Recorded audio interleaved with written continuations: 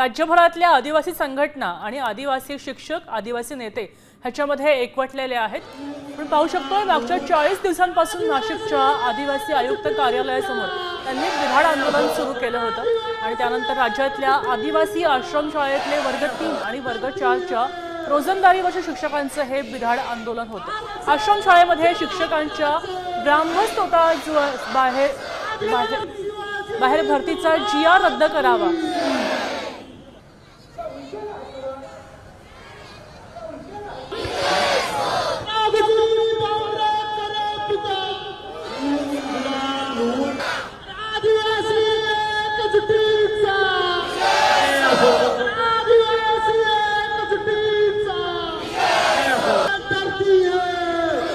नाशिकमध्ये राज्यातील आदिवासी संघटना आक्रमक झालेल्या आहेत आणि आज नाशिकच्या तपोवन मैदानातून जिल्हाधिकारी कार्यालय आणि त्यानंतर आदिवासी आयुक्तांच्या कार्यालयावर उलगुलान मोर्चा काढण्यात आलेला आहे। आणि आता आपण जर बघितलं तर मुंबई आग्रा महामार्गावर या ठिकाणी आता आंदोलकांनी ठिय्या मांडलेला आहे। महामार्गावरची वाहतूक देखील आता यामुळे ठप्प झालेली आपल्याला बघायला मिळते।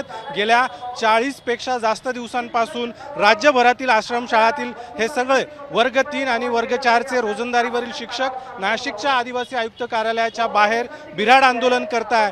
आम्ही आज 48 दिवस झाले सर आम्ही रस्त्यावरच आहोत। एवढी खराब अवस्थेमध्ये आपण इकडे आहोत तरी आमचं सरकार दाद घेत नाहीये आणि एकच आमची मागणी आहे की हे खाजगीकरण आहे हे रद्द झालंच पाहिजे आणि ज्या आम्हाला आदेश दिलाच पाहिजे।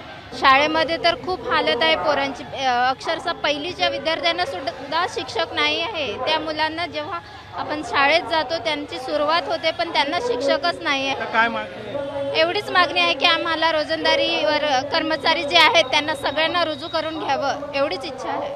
48 दिवसापासून आदिवासी विकास आता isakal.com आहे देशातील नंबर 1 ची मराठी न्यूज वेबसाईट। प्रत्येक अपडेटसाठी isakal.com ला नक्की भेट द्या।